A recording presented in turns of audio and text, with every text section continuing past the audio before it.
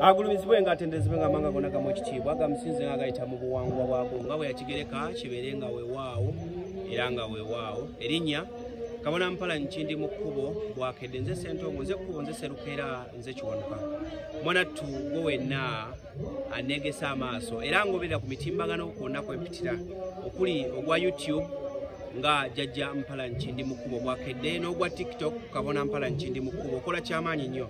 Nze omujjukanyi waawo olwaleero era nsonze ojja gamba leero Kabona Mpalanyi nga ndaba yenna ajjudde mu nnyota ze eza Ssaalongo Kkubo Serukera. Mwanattu nga bwe ndakutegeezezaako era n'amaloboozi ojja kuwulira ng'abo abakutte mu ndago wamma ggwe nga bagenda mu maaso obuuyi buli. Olunaku olwaleero ziri ennaku z'omwezi 14 naye bwe njogera katuyingidde 15 omwezi tuli mu gwa 2. Mwanattu bwali bwe butyo omutonzi jjakiva eri nkunnyonnyole wawendaga bwali bwe butyo omutonzi mwanattu nazza ekisa kuno kw'aboobwe ku nsi. Wabula omutonzi bukyangazza ekisa ku nsi kuno kkiriza gaana wakayitawo emyaka 53. Emyaka egyo 53 tutandikidde wano okugijjaguza ffe nga ffe abasemize abategeera obuwangwa n'ennonoozo zaffe nti twatondebwa ate ne tuzaalibwa era ojja kutusangawo wano. Wabula ojja kusangawo wano abategeera ennyo obutonzi nga bayitirivu nnyo nnyini ddala.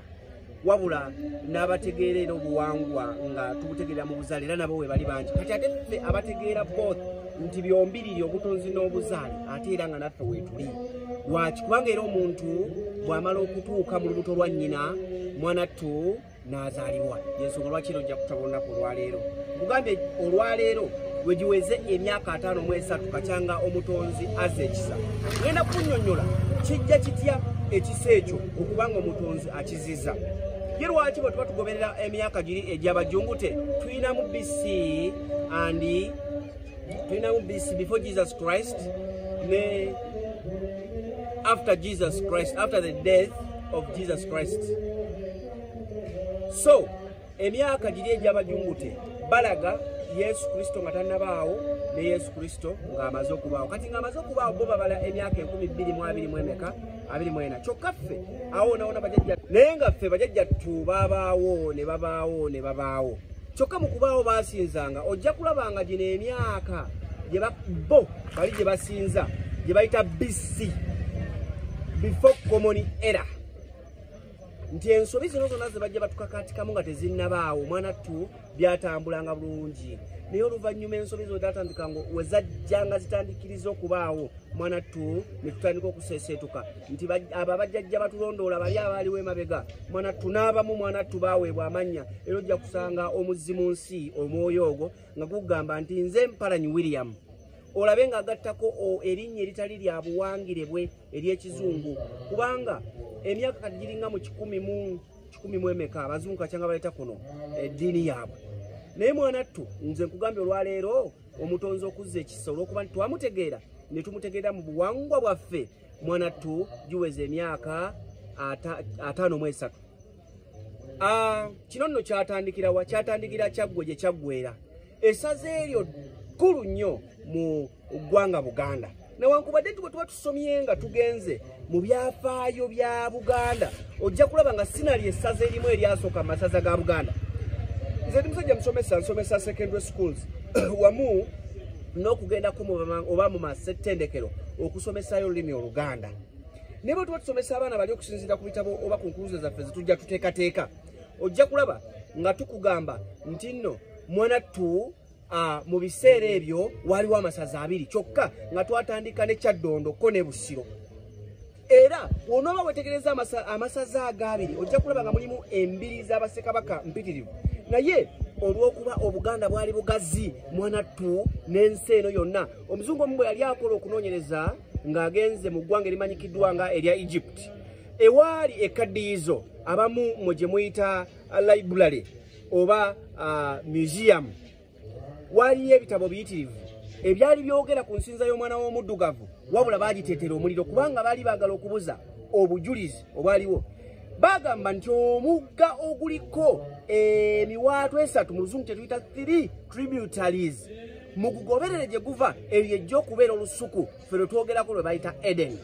Abazungu abamu batandika okugoberera omugga ogwo nga bagamba nti tugende to the source of Eden. Omugga guno gye gufubutuka kuba gulina amazzi amatukuvu bo ge bayita fresh water. Bagugobera okutuuka ku neeno okwaboobwe Mwanattu nga gusibuka ate mu nnyanja esibukamu lubaale gye tuyita Nalubaale. Ennyanja yekulembera Kabaka Mukasa kubanga yakulembera amazzi ago. Mwanattu bwe baatuuka wano Omuzungu mu kifo ky'okwogera nti this is the pearl of the world, yalaba nga bajja kuba beetebeddeko ettaka era nga beeziise, n'akikyusa kuba nabo bakagezigezimu, n'akikyusa n'agamba nti pearl of Africa. Kale ffenna abawangalira mu ggwanga Uganda twesiimye nnyo. Nzirayo ku ssaza Kyaggwe gye Kyaggwera nga sinaba na kugenda mu ssaza lya Ssaabasajja Kabaka erya Bulemeezi anti gye kyakyukira mu kyalo ekimanyikiddwa nga Kikyusa. Amayembe nga gatandise okukka we tuyita ku mayembe ga Mbogo oba luyita olusozi Walusinsi. Nzizeeyo ku Kyaggwe gye Kyaggwera. Kyaggwe gye Kyaggwera lwaki gye Kyaggwera? We watudde entebe ya Ttonda ey'amagulu asatu. Tutya nti tuyina mu butonzi gye tuyita ennamakwa mu Butonda. Kyokka tuyina ebuzzu n'ebukule. Ebyalo ebyo byonna byonna ojja kubisanga nga bisangibwa mu Kyaggwe. Mwanattu mu bitundu ebyo byennyini abaali bakiise mu bifo ebyo eby'obutonzi, Mwanattu nga beegayirira omutonzi baatandika okusaba omutonzi okulabika ng'azza ekisa kuno okwaboobwe ku nsi yattu. Mwanattu abaali baleese okuwaayo obubaka, waliwo eyali abakulembera, kamuyite kabona yali abakulembera ku nsonga eyo ku bukkire obwo. Bwe yali ayogera olulimi lwavaayo, Nazzikuno baagerezanga nti olulimi bwe lugwako ensowera luba terukyadda mu kamwa. Abazaana n'abaddu abaaliwo akaseera ako ne badduka zambwa okulaba nga baleeta ebibbo babikkiremu olulimi luno luleme kugwako nsowera alabike nga luddayo.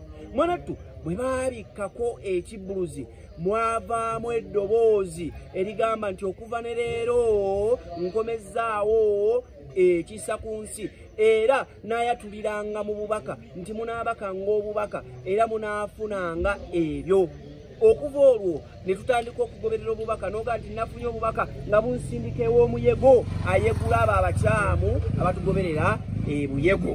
Tibunsindise ku Walusinsi, bunsindise Nyiize, bunsindise ku Ddindo n'ensozi endala ez'ensonga nga bw'ozuulira. Ne tuba nga tugoberera obubaka era nga omutonzi ayogera naffe mu bubaka butereevu. Kyokka ng'ate alina ababaka be yatusindikira abakkira mu bifo nga bino. Olwaleero tuli wano eno ewa jjajjaffe Kawumpuli Kkubo Sserukeera. Kyokka bwe mbanga mukwanjuluza ojja kulaba nga ku buuyi buli ajja kwatulako kubanga nkugamba musajja era mulungu. Ojja kulaba nga ayatudde eri mu Bwakigongo. Bwe tuva wano enkya tugenda ku Jjinja Mawuuno era maama Nazibanja yatuukayo. Bwe tuva awo tukkirire e Sseguku. Mwanattu awo wonna nga tukyajaguza ebijaguzo eby'emyaka gino.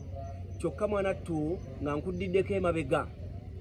Ye lwaki nkuddirayo gye buvuddeko akukakumala, wabula nkulekera kana akagambo. Kkiriza gaana abaana bazze ku buwangwa n'ennonoozo zaabwe, batandise okunonooza ebyabwe, bazze ku bulombojjolombojjo bwabwe, balombojja ebyabwe ebyabwe binnansangwa. Nsekerera nnyo omuntu ajja okunsanga mpala Kindimukubo agambe naye abo bambega baatujja mulabe ennyindo bwewambuye anti abo bannalwanda si Muganda. Nze gwe ndi musajja Muganda ayeddira enkima, ate ndi mwana wa muddugavu ne kalangi okalaba nga tonnaba kugamba ki. Gwe manya nti n'omuzunzi waffe bw'aba akomyewo kuno aba akomyewo okusanga ebibye era okuzuukiza ebibye, kubanga baava kuno ne batambula nga batambula. Bwe batambula eyo era baweebwa amannya ag'okucwera abacwezi kubanga batambuliranga mu butiti, batambulanga n'emmindi zaabwe. Omwava ekigambo okucwera nti kwe kufujja nti bano ate abacwezi bavuddewa, abagenda bacwera ne babuna ensi yonna, ne babunira ddala ensi yonna. Kale nange olunaku olwaleero nkikutegeezako nti nze siriva ku buwangwa n'ennono, newaayo mpeereze mukama wange Ssaalongo Kkubo n'omutima gumu. Y'ensonga lwaki olwaleero ondaba wano. Tuusiza ddala okwebaza eri mmwe abandaba nti bw'osamira emisambwa osanyuka. Kati nze nalemala mu by'entambula byange, entambula atudde, mulema yatambula atudde. Lwaki naava ku Sserukeera agulumizibwe nga atendezibwe nga manga gonna gamu ekitiibwa gamusinzira nga yita mu bwangere bwago nga bwe yakigereka kibere nga weewaawo era nga weewaawo akuume atakuumira mpeera.